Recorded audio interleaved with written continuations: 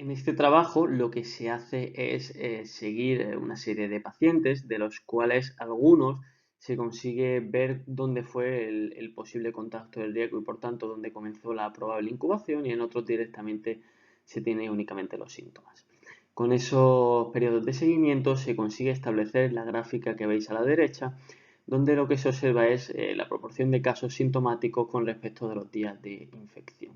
Y bueno, pues lo que se observa es que la mayor parte de los casos se manifiestan entre los 4 o 5 primeros días.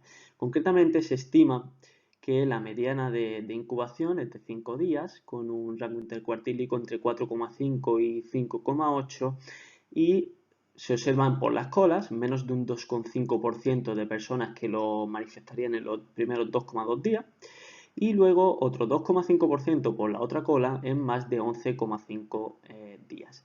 Solamente un 1% de los casos se presentaría más allá de los 14 días que se suele aceptar como periodo de incubación habitual. Sobre el mismo trabajo y con un modelo matemático, lo que se realiza es una estimación en función de un riesgo de contagio bajo, moderado o alto. No se acaba de especificar, pero bueno, probablemente esté bastante en relación con los criterios que se aceptan a nivel internacional. Como digo, ¿qué posibilidad tienen esas personas en función de esos contactos de pasar desapercibida una infección asintomática en función de los días de seguimiento que hagamos? Fijaos que si bajamos los días de seguimiento a 7 días, bueno, pues solamente se escaparía un 0,4% de los contactos de bajo riesgo, pero en medio riesgo ya no iríamos un 3,6 y en alto riesgo no iríamos un 36,5.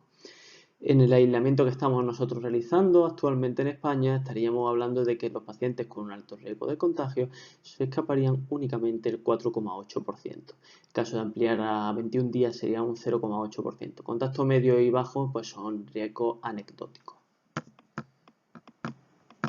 Hay multitud de series clínicas donde se pueden extrapolar un poco los síntomas que presenta esta entidad, y vamos a comentar algunas de las más importantes.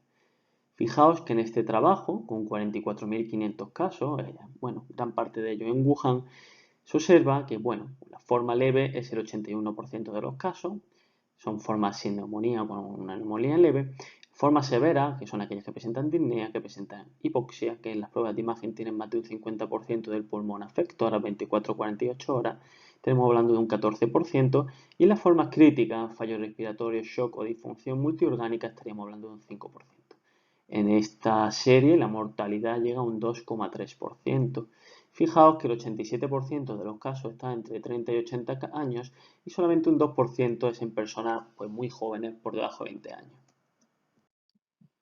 Y fijaos que en esta serie volvemos a tener un poco un resumen de la clínica. Vayamos de forma ordenada. Como digo arriba, la manifestación típica es una neumonía con infiltrados bilaterales en la placa de tórax. Y es verdad que no hay claros datos, tanto imagen como en clínica, que distingan de otras infecciones virales. En esta serie se observó que había fiebre en el 99% de los casos, pero ojo, que hay series donde se habla de menos fiebre. Y eso es muy importante tenerlo en mente. Cuando se habla de menos fiebre, en muchos de los casos es porque se habla primero de fiebre extrahospitalaria. Veremos por ahí alguna otra serie donde, aunque extrahospitalario había un 40 y tantos por ciento de fiebre, a nivel hospitalario ya subía un 90%, con lo cual la fiebre es una manifestación cardinal en esta entidad. Fatiga, tos seca, anorexia, mialgia, disnea y, bueno, producción de esputo en menor cuantía. En este estudio, el cual tenemos aquí las características basales, lo que se hace es una comparación interesante de los pacientes, bueno, pues totales, los que están en UBI y los que no están en UBI. Bueno, hay algunas diferencias lógicas. Obviamente hay una mayoría en aquellos pacientes que están en UBI. Hay menos equipo médico en UBI por afectación más leve, personas más jóvenes, etcétera. Y desde luego hay más comorbilidades en las personas que acaban en UBI. Fijaos que esa mayor comorbilidad es tanto por hipertensión como por enfermedad cardiovascular, como por diabetes, como por enfermedad cerebrovascular. También EPOC alcanza la significación estadística por poco.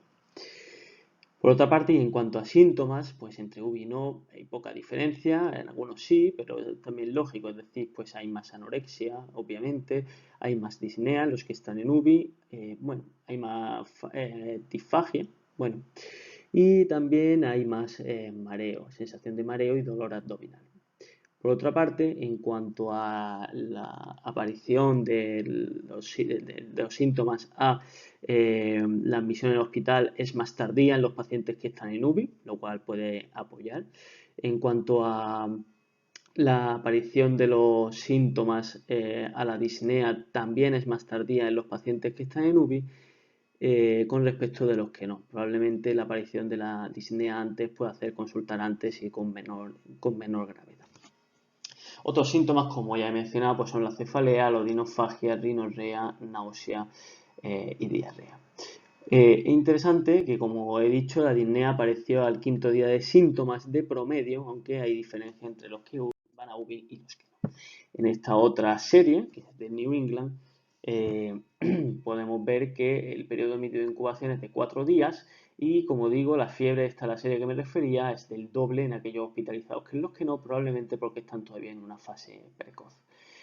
Tos, astenia, expectoración y disnea son otras manifestaciones que pueden o no pueden estar, pero bueno, hay que tenerlas en mente. En cuanto a las comorbilidades, en esta serie grande, pues hay un 24% de pacientes que lo tienen, la neumonía es muy frecuente, un 91%, y bueno, las complicaciones son menos frecuentes y destaca sobre todo el distrés respiratorio agudo, también shock séptico, fracaso renal agudo, rhabdomiolisis y la CID.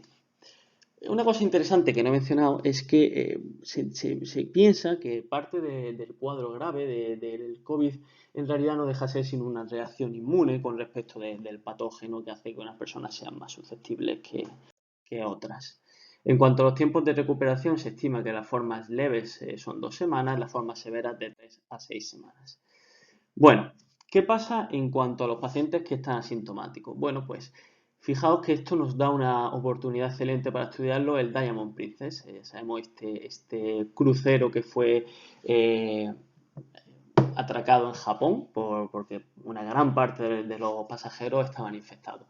Bien, pues fijaos que del total de los pasajeros, 619 fueron casos confirmados, que es un 16,7%.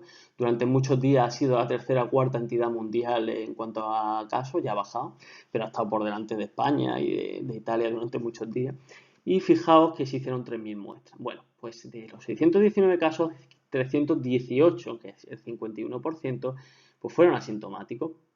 Fijaos que es una tasa bastante importante y que sobre todo nos da una primera aproximación que no vamos a tener una mejor hasta que las serologías empiecen a funcionar, podamos ver qué pasa en cuanto a IgGs en población que ha podido pasar. Por otro lado, hay un estudio también interesante donde se realizó el TAC a 24 pacientes asintomáticos. De ellos, el 50% presentaban vidrio ilustrado, infiltrado, parcheado y el 20% presentaba imágenes atípicas. Como comentaré luego, el escáner a veces es más precoz que la propia aparición de los síntomas, pero obviamente esto tiene unas limitaciones técnicas que no nos permiten hacerlo a todos los casos.